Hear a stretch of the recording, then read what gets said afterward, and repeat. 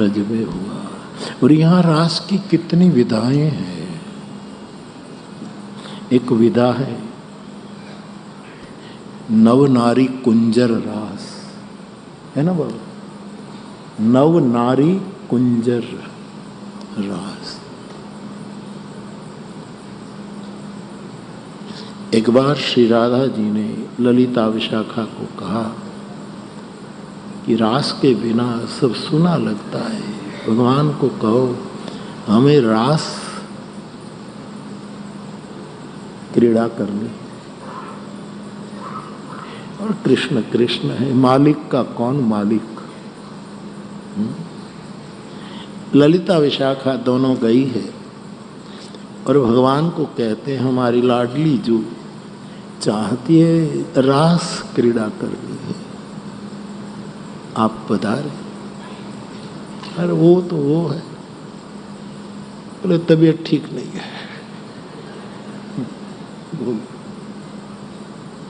कृष्ण और तबीयत ठीक ना हो। हाँ, इनके विरह में कईयों की तबीयत आज तक ठीक नहीं है और न जगत प्रलय हो जाएगा तो भी ठीक नहीं होगा। और ये नादुरुस्ती बहुत अच्छी है, उसके विरह की नादुरुस्ती। इस नादुरुस्ती के सामने कोटि कोटि स्वास्थ्य कुर्बान हो। बाप तो कहा तबीयत ठीक नहीं तो क्या हुआ। ललिता जी ने कहा जरा पैर दुख रहा है, बहुत पैर में पीड़ा है, बहुत दर्द हो रहा है, तो 56 भोग कम खाओ। इतनी मिठाई खाते हो तो डायबिटीज होगा ही और पिंडिया तो खाद दुखेगी। नहीं होगा राज, क्योंकि मुझे बैठने में भी तकलीफ हो रही है और रास में तो नाचना होता है, चलने में तकलीफ हो रही है। नहीं होगा। तो सखियां वापस गई राधे जी के पास कि वो कह रहे हैं जरा तबीयत ठीक नहीं है, पैर में बहुत पीड़ा है, बैठा नहीं जाता, खड़े कैसे हुए, चलना भी मुश्किल है। तो राधे जी ने कहा कि जाओ ना, कहो ना हम वाहन भेजते हैं, इसमें आ जाओ।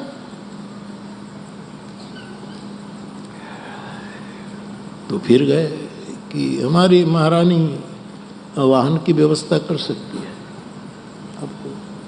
बोले कौन सा वाहन। कुछ भी कोई नहीं, लेकिन ये छोटे बड़े वाहन पर तो नहीं बैठा जाएगा, घोड़ा तो इधर उधर होता है तो और ज्यादा कमर दुखेगी। गायों पर बैठा नहीं जा सकता क्योंकि गाय परम वंदनीय है। भैंस पर बैठ सकते हैं, हमारे सौराष्ट्र में कहीं भैंस पालक, एक भैंस पालक तो भैंस के पर खड़ा खड़ा किसी से फोन कर रहा था, भैंस पर खड़ा था। किसी ने कहा अरे मूर्खा गिर जाएगा, बोले नेटवर्क नहीं मिल रहा है, थोड़ा ऊंचा जाओ तो नेटवर्क पकड़ा नहीं जा रहा, तो भैंस पर खड़ा हो गया।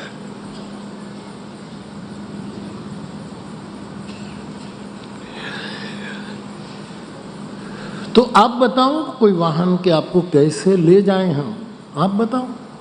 आप कृष्ण उसने कहा हाथी ले आओ, उसकी पीठ जरा चौड़ी होती है तो गादी बादी लगवा देंगे तो ठीक जरा आराम से बैठ पाएंगे। अब ललिता विशाखा कहे यहाँ हम हाथी कहाँ से लाए, कंस के पास है, अब वो देगा, वो कैसे देगा।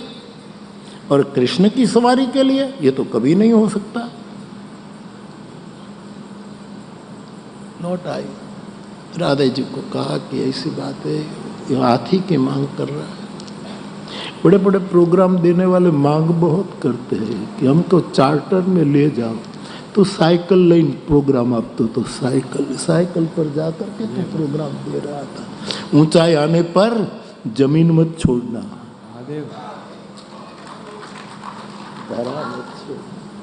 ऊंचाई तो परमात्मा की दी हुई होती है, हमारी थोड़ी। जो बड़ा हो सो राम बड़ाई, मेरे गोस्वामी जी कह। खैर नहीं हाथी के बिना नहीं आ सकते हम, जरा ये व्यवस्था करो। अब राधेजू भी राधेजू।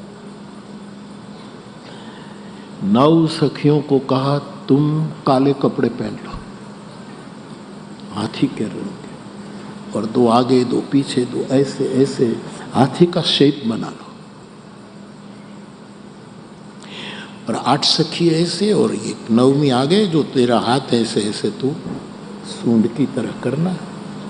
6 गोपी को ऐसे, और पीछे वाली एक पूंछ का वो लीला करे।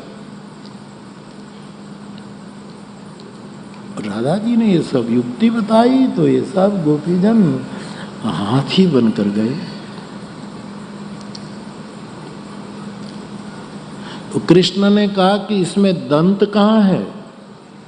दांत तो होने चाहिए हाथी के, दंतुशल नहीं है, ये नकली हाथी है।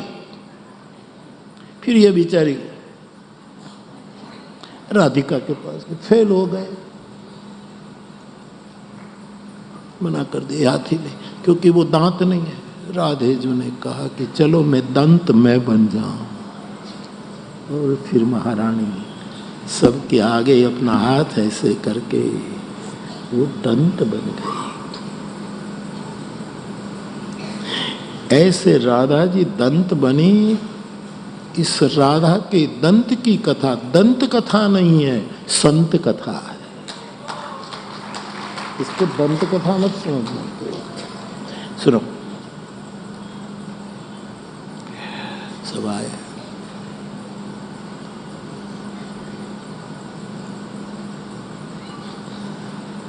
अब सब ठीक हो गया।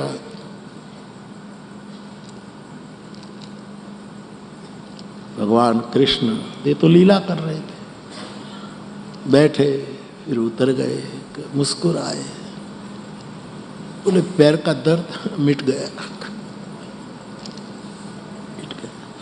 बीच में वो भी राधा के चरण धो करके कृष्ण को पिलाया जाता है और पैरों की दर्द खत्म हो गई। ये राधे के चरण की एक कृष्ण की अस्वस्थता को भी मिटाने वाली औषधि, राधे के चरणों में।